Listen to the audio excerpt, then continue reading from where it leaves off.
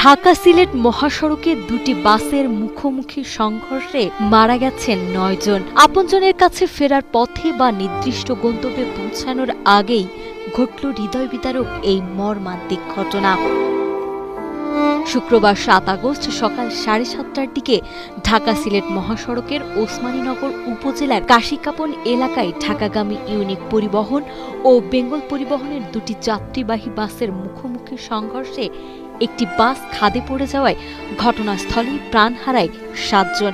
পরে আহতদের উদ্ধার করে হাসপাতালে নেওয়ার পর আরও ২ জন সহ মোট মারা যায় ৯ জন এবং ১১ জন গুরুতর আহত হয়েছেন।